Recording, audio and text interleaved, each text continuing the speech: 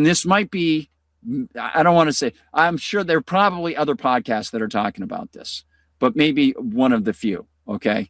Just, I don't want to, they're like, this might be, but this probably isn't getting a lot of attention. All right. So between you and me, here it is. This one's big. Obscure court hears first ever case in attempt to deport permanent U.S. resident. Okay. Now, the reason, the second reason, not just about these people's lives, but the second reason this is so important is that this is an entirely new court. And wait to hear, you might have seen it on the screen. Okay, I don't want to toy with you too much. Wait to see the title of this court. Okay. Public defenders made an early bid on Thursday last week. And I'm sorry I didn't get to this on Friday. I didn't even know about it till this weekend. Public defenders made an early bid on Thursday to toss out the first ever case brought in the Alien Terrorist Removal Court. So what are we talking about here? We're talking about a non-judicial court, just like the immigration courts. They're creating a terrorism court system, everybody. It's the Alien Terrorist Removal Court system. Have you ever heard of that? Has anyone ever said those words together to you before? ABC, compliments to Elise Spenner and Luke Barr. Those are the authors, if you're listening in audio. Oh, Han Solo's Revenge, Brian Daly. I have that. It's up on the screen at, what is that, eBay. I wonder how much that's going for. Those are fun books. Oh, by the way, if you ever want to get some really anarchist Star Wars stuff, L. Neil Smith wrote a bunch of, I think there were 2 or 3 Lando Calrissian novels. And L. Neil Smith was an anarchist. And so it's all about smuggling and stuff against the Galactic Empire. So they are the L. Neil Smith Lando Calrissian books that went out after Splinter of the Mind's Eye by Alan Dean Foster. So let me give you this story just so you can have it. I'll just basically read it without a lot of assessment, just so that the information is there, okay? So public defenders made an early bid on Thursday to toss out the first ever case brought in the Alien Terrorist Removal Court, where the Trump administration is trying an untested strategy to remove an Afghan woman from Texas whom they say is linked to an ISIS plot. Now, evidently, because she's not associated with al-Jilani, now al-Sharaa, and has not formed the al-Nusra Front, she can't get pictures taken with John McCain in Turkey. Since she's not a Nazi, she can't stand on stage next to John McCain and Lindsey Graham and Chris Murphy and Amy Klobuchar and get billions of dollars from the U.S. government. I don't know. Since she's not a Nazi sympathizer, she can't form a branch of Lockheed Martin and open a building facility outside of Kiev. Since she's not associated with Nazis, she can't hook up with Barack Obama and Dick Lugar in 2005 and open up a bioweapons research facility in, Ukraine or Georgia or Estonia. But she's probably really, really evil. She's just not the right kind of evil. You know how that is. Got to be the right kind of evil. There you go. Sounds like a song name. She was the right kind of evil. Hot, hot lady girl. Right kind of evil. I think I'll take her for a whirl. That's right. That's right. Here's your long distance dedication going out to Hajizada. Here it is.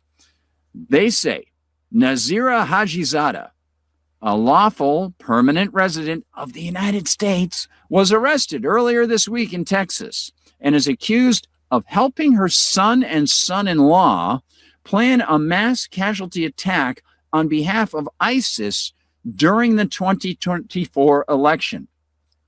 So they probably work for the FBI. Though the plot was foiled, investigators say Hajizada pledged loyalty to ISIS. Now, why would she do that? It's almost as if ISIS wouldn't exist if the United States weren't screwing around so much over there and didn't help form ISIS and give them a bunch of Toyota trucks and weapons that they used to bring down some Russian fighter jets over Syria back 10 years ago. Remember that? And then the Russians tried to send a rescue helicopter and they shot that down too. And then they showed a picture of the anti-aircraft gun and you could see the manufactured in the United States plate on it, because that's always good to kill, with your taxes. The Alien Terrorist Removal Court is an obscure, specialized court created by Congress in 1996 to quickly remove or deport those who are national security threats and are currently in the United States. However, the court has lain dormant for 30 years. It's like Rip Van Winkle of unconstitutionality, just lying under a tree. Maybe might even meet his daughter. Who knows? However, the court has lain dormant in the 30 years since it was created and has never been used before. Sort of like, a cancer cell that you thought was in remission, then you get this mRNA jab and all of a sudden you got turbo cancer. Sort of like that, because the spike protein messes with your T cells. It's awesome. It's great stuff. Federal immigration authorities targeted airports for arrests. Oh, that's a link. Not caring about that. Most of the filings in the case, and I actually have that story in my news notes. Most of the filings in the case are classified. Of course they are. It's very important if you're going to argue something in a court of law that, the Constitution be completely overlooked. Even though the Fourth Amendment requires a warrant, even though the word immigration isn't in the Constitution, even though the Fifth, Sixth, Eighth, and 14th Amendments require things like a jury of your peers in a public court, and that you get due process and habeas corpus unless Congress universally lifts the writ of habeas corpus, that you can't be indefinitely detained without the body of evidence being presented, and no kangaroo courts, and, no unjust, undue punishment, Eighth Amendment. Even though all those things are in there, they really,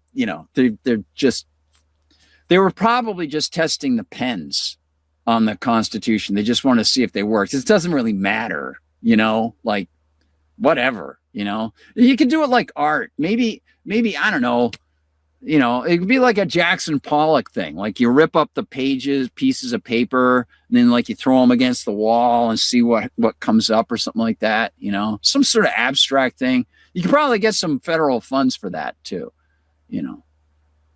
If you were Jewish, especially, if we were connected to like AIPAC, then yeah.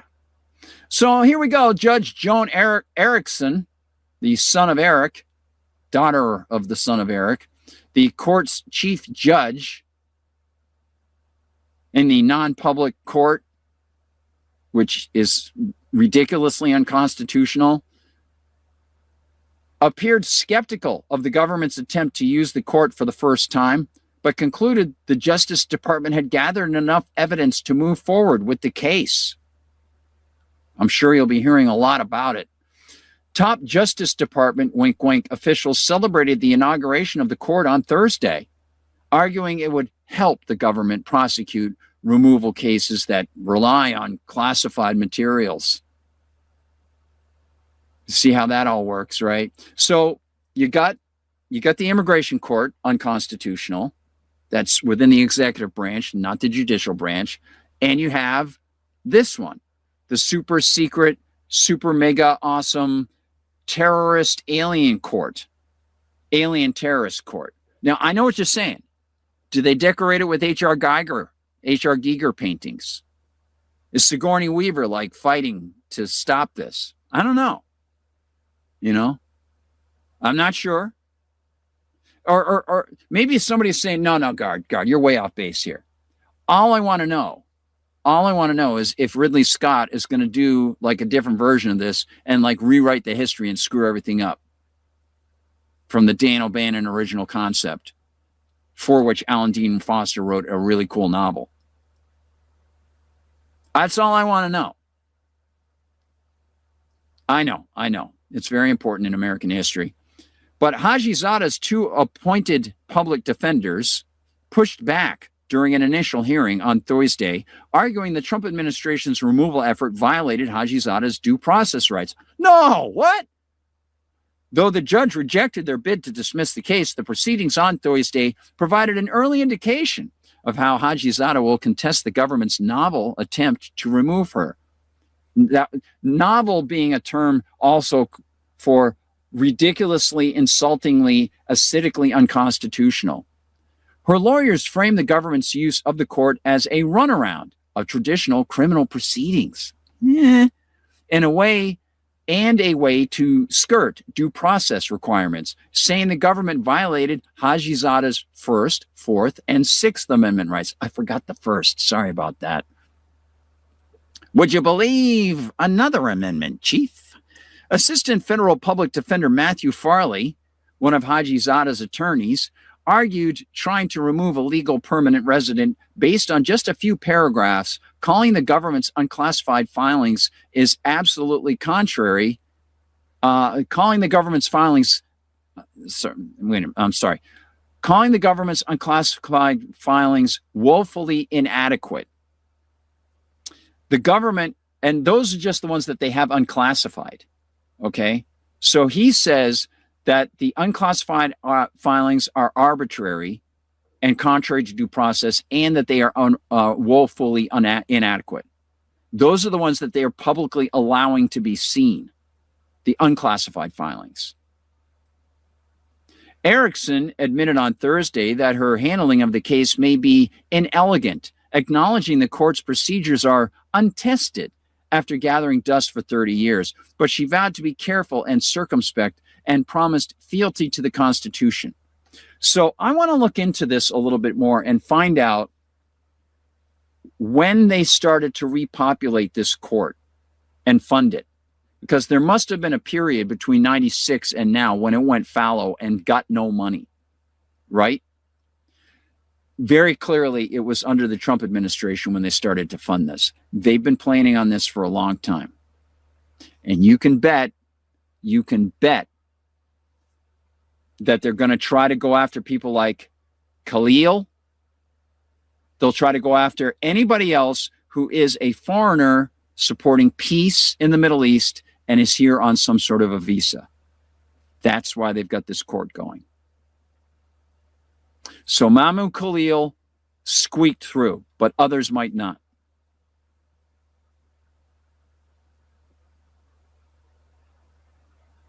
This is crazy. This is like Star Chamber land. How many stars are on the American flag? 50. There's now 51. Star Chamber. It's not good. That is a seriously bad idea.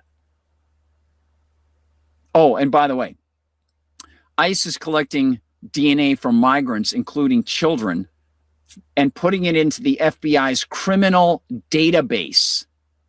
Yeah. Let's see if this has a commercial or not. Doesn't look like it does. So just to give you some of this info.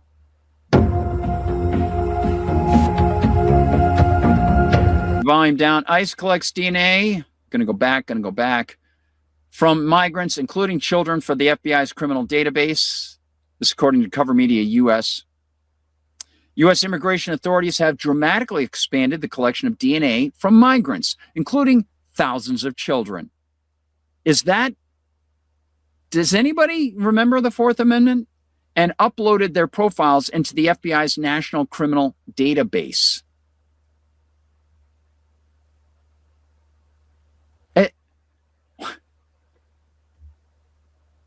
This is absolutely crazy. Now, and again, people will say, well, they came here. They're asking for it. You're the one who's off base. Do you understand? You are the one who is interfering in peaceful people's lives. and forcing someone else to pay for a police goon squad that you want to do this contrary to the Bill of Rights, taking people's DNA. And by the way, again, I've mentioned this a few times and I should mention it more often. If you've got a child who's going to a public or even a private school that gets any government money and they want to so-called code your child, of course, don't let them do it. But there's another reason why you don't want them to do it. In addition to the psychological spiderweb in which that child is going to get caught now, possibly drugged and things like that. Because the coding of the child will be on a record that is accessible by the U.S. Department of Education and the FBI after your child graduates. Doesn't matter how old your child is either. Just like this stuff. U.S. immigration authorities have dramatically expanded the collection of DNA from migrants, including thousands of children, and uploaded their profiles to the FBI's National Criminal Database.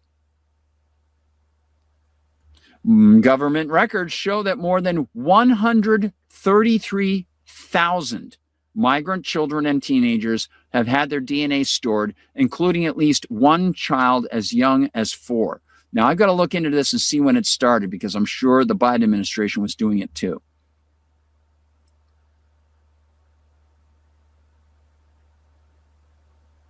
Unbelievable. And finally, I'll give you this. The practice stems from a 2020 policy change that broadened DNA collection from people detained by immigration authorities, even if they have not been charged with or convicted of a crime. That is so ridiculously unconstitutional. And again, you can't pull a Jeff Cooner and say, wow, they're not Americans. They don't have rights. What kind of fatuous, dumb stuff is that? Can we just stop doing that and not stoop to the level of troglodytic gorillas and actually use our brains?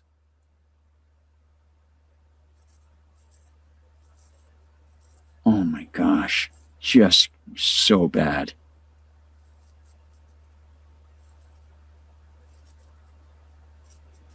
Talk about privacy. Let me show you this. Thomas Massey's in the news. This is pretty cool. Massey's announcing that he's introducing legislation to immediately stop federal funding for flock cameras, like it should happen in the first place. Again, he shouldn't have to do that. It just shouldn't be done. But here we go. He says we shouldn't be trading our freedom for a little false promise of security. Well, obviously, by the very fact that they're taking people's money to fund the flock cameras, your freedom is already not existent, right? Not extant. How many fans of flock cameras do we have in here? I heard a few boos. I didn't hear any claps. The government, yeah, we could all be safer if we all wore body cameras and head cameras and we had them in our living rooms and our bedrooms and on the street corners. It might make us safer, but in another way, it's going to make us less safe. And we cannot be trading our freedom of movement, our freedom of privacy for a little false promise of security. And these flock cameras have already been abused, just like the FISA program has been abused by the FBI. I mean, the FBI goes in there and looks up people on Tinder, some of these FBI agents, or looks up girlfriends that they've had to see if they're in the files. It's amazing. Now, one of the key things there is Mr. Massey's use of we. That's very comfortable and very, group-oriented thing as he speaks there at the Gun Owners of America gathering. But it's extremely important as he makes the transition from the flock cameras to FISA, the we concept, right? Because this is, unfortunately, it's endemic to any system of collectivism that more and more decisions made by the collective will start to impact or start to affect, I should say, more and more people, have an impact on more and more people. So once the collective we is started, then more and more things are thrown into the we. And politicians have an argument to subsume the individual's rights for the so-called greater good of the we as they define it. It is utterly evil to impose the we on other people. It's an aggressive act. The state is aggression. And so everything that rises from the state is based on aggression. So none of it can be argued to be moral. And of course, it causes the dissension factor. But there is a positive. Let me show you this one. This is fun on the Flock Cam story. Look at this irony. This guy goes to film Flock Cam employees coming out of their office. And the employee, get this, expresses his frustration at being put under a camera. Yeah. Sir, are you with Flock? What? Are you with Flock? No, there's a construction firm I work with, CSD. This man, James Boyce, is a former British Army veteran and a current Flock supply chain manager. Not only did he lie about working for Flock, which I'm guessing is probably normal at this company, but he also implied to Georgia law enforcement that I could have been armed, and we'll soon see if that puts my life in danger. You're going to wait here until the manager talks. You're holding me until that guy talks, but you're not telling me I'm going to be detained. Yeah, you are. Am I allowed to leave? Can I go in my car and leave? Are you safe right now, sir? We've had reports that you've been to basically every Flock safety site and facility that you know of. And Correct. yeah, so Your surveillance is correct. We're doing our own surveillance. so people don't really feel safe right now with people randomly trying to get into our sites and buildings. Oh, wait. You don't feel safe being surveilled. Is that what you're saying? Not at all, sir. Because that's what you guys do to us without our consent. Okay. And